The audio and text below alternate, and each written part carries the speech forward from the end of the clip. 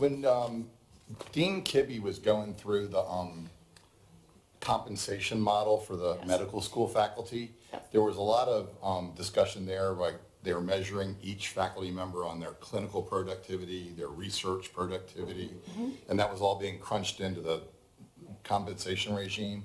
Obviously, our number one operating cost is personnel as a university. Maybe this is partly directed at Ian. How do we evaluate the productivity of other parts that aren't in the medical school? I know that's a slightly different environment, but like in terms of how many students they teach, what kind of productivity you're seeing from them as scholars, et cetera. As we think about head count and what we spend, because it's, I think, something like 70% of our operating budget. Just curious if you could give a thought or two on that. Absolutely. So the two, so within the School of Medicine, it's CART, the contribution of effort to clinical, administrative, research, and teaching.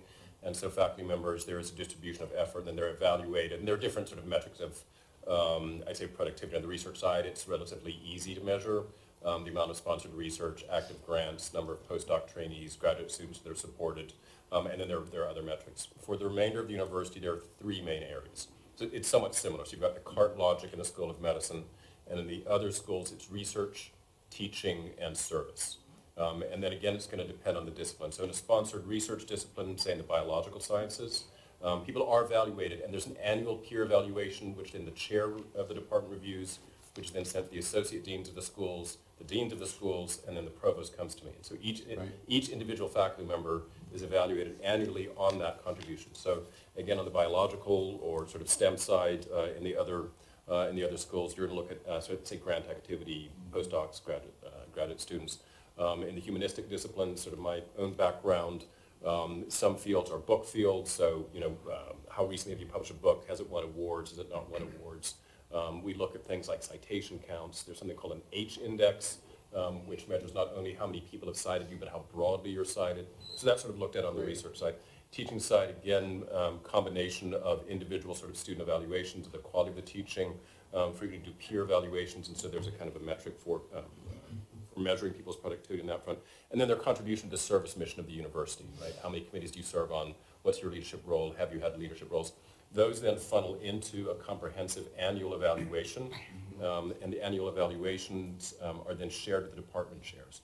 The department chairs, through their dean, are allocated an amount of salary that can be distributed, but it's not evenly distributed. There's a pool of funds, and then relative to people's performance, they're actually going to get a differential amount of compensation increase dependent upon that. And that then keeps funneling all the way up through those various review processes. Okay. So a very, very similar kind of process. So is it sort of a standardized process like within those different segments? So like if you're a history professor, you get a score relative to the other history professors every year, and the department heads looking at that? Yeah, there's a peer evaluation. Productivity? Okay. Yes, yeah, that's right. And again, it's going to, let me not take up too much time. Briefly, yes, that's how we do it, and then we review it all the way up. Yeah. Okay. Does that help? It does, thank you. Can I add something as a faculty member that has to do this every year?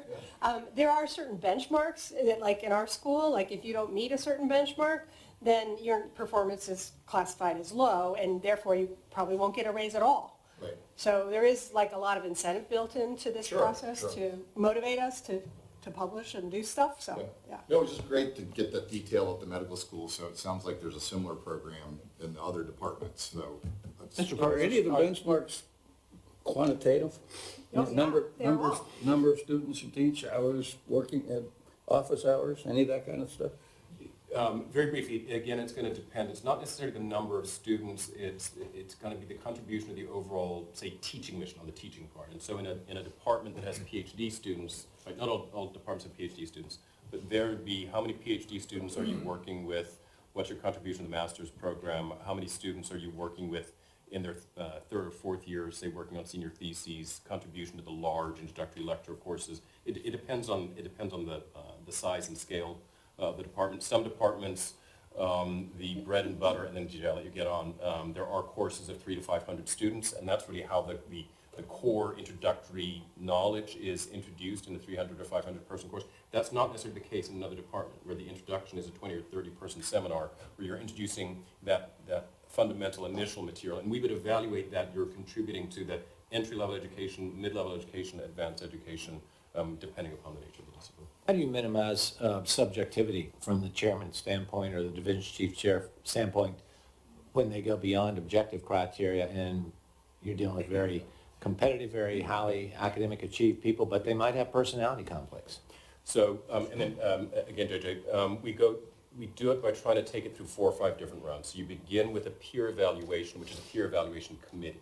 Right? So there's a committee of peers in the department that produce the original evaluation. That then goes to the department chair. The department chair takes a look at that. The department chair then has to take that up to the dean's office level. They take a look at it, and then the dean's office takes it up to my level beyond that. So we try to build in, there's not just one person who is the evaluator.